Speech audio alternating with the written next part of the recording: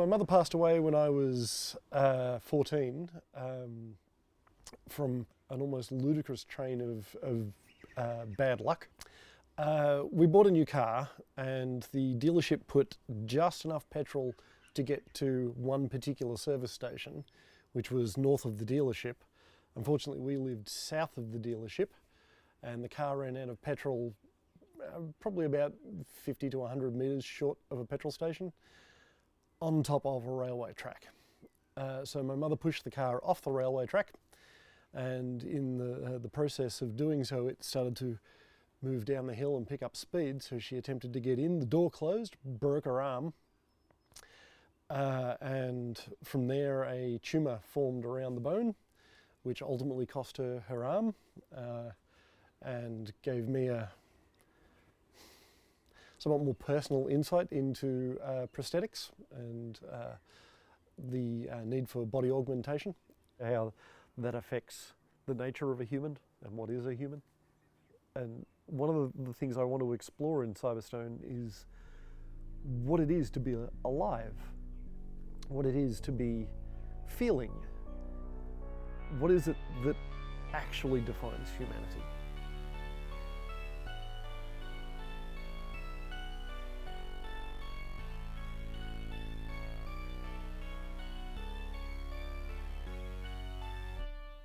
Being amongst it, it does. It's a bit of a trap. You start reading one and then all of a sudden you're reading 2 and then 5 and then 10 and I have a pile. How long have I been? Too long have I been interested in comic books. I've been reading comics since I was a kid. Heavily, probably the last 10 to 15 years. I mean, for you never really were big. The last few years you've gotten very heavily into comics. Yeah, so I was introduced to comic books through Oz in our relationship, and we started a comic book store, gosh, we're 3 years now? Just over 3 years. We started back in 2011. We came from a background already working in comic book retail. We came up with a couple of ideas of trying to be sort of more community focused and bringing back, you know, the idea of the comic book store being a bit of a hub. I've been, I guess, a nerd for my entire life. I happened to be sitting there watching television. I forget what it was I was watching, but at the time I remember thinking this story is awful and that anybody could write better than this. And I stopped myself because a lot of people will make claims like that of, oh, I could do a better this or a better that or better the other, without actually knowing how hard it is to do it. So I thought, I have no right to say somebody else's script is dreadful if I've never written one. Cyberstone originally started out as a role-playing game that I ran at a convention. So I thought, okay, I'll grab the story that I happen to have in my head, which was the game I'd written at the time, and thought, let's turn it into a screenplay. Having gotten a screenplay, I had no chance of getting it produced as a film.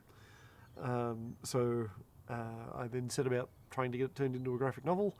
And then, of course, a couple of years of me actually drawing it has produced a workable prototype.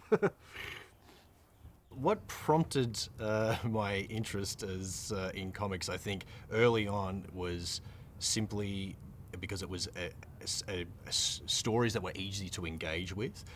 In that as a reader, I had a lot of troubles reading as a kid, and found that with comics, at least, if I couldn't necessarily understand the story in what was being written, I could always make up a story to go along with the artwork that I was seeing.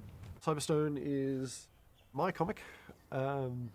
It's about 4 members of a biker gang who are hired to take a USB key across town and bring back payment.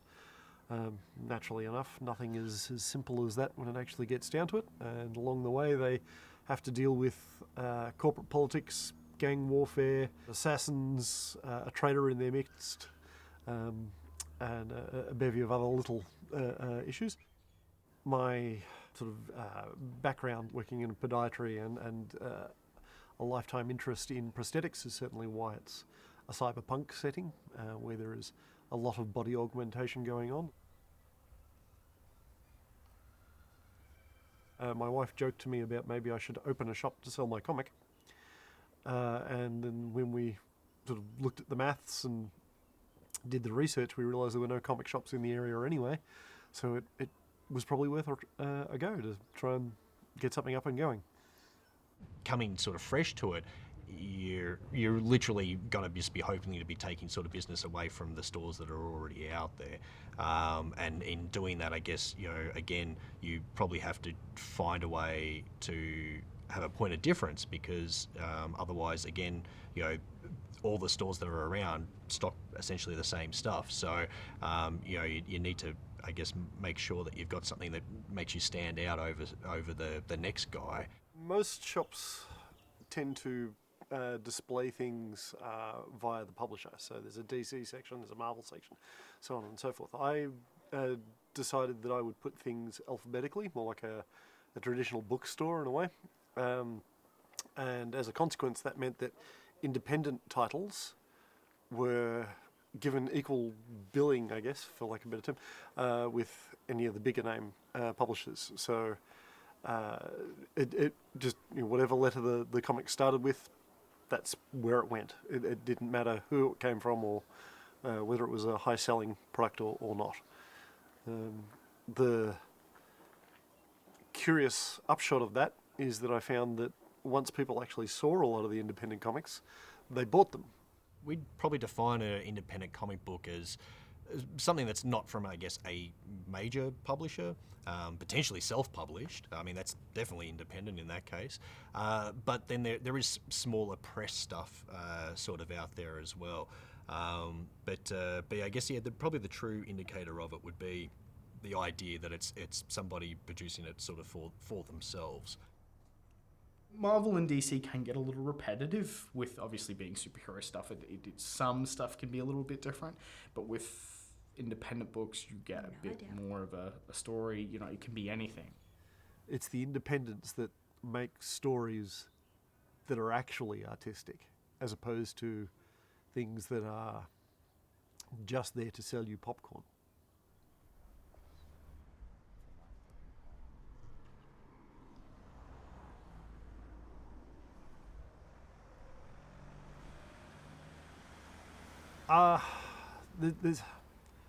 There's no one specific thing that shut me down. You know, they give you all the stats on small businesses and how much they close and all the rest of it. So we're still in the danger zone, as they would consider it, for a small business. It's a finite market at this stage. You know, there's not a lot of new people sort of coming to as new customers. Having to find that customer base very quickly once you open up, there's not a really much of a grace period, I guess, where you can kind of hope to sort of grow.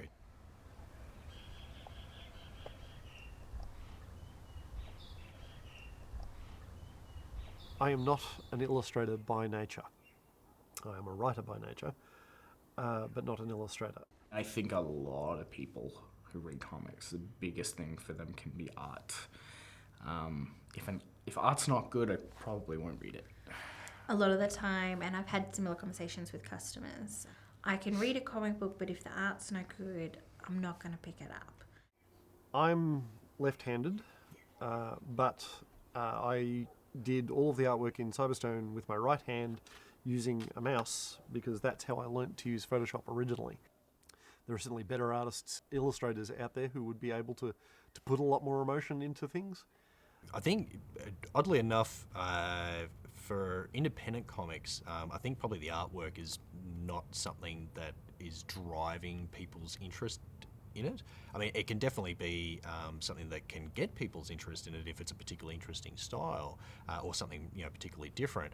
But I think people are a lot more forgiving of very varied styles of art when it comes to independent comics. I am happy with my artwork. Happy I'm with some pages more than others, but still. Whether or not my artwork is any good or not, I guess can't really be told until the book is out there and people are either buying it or not buying it.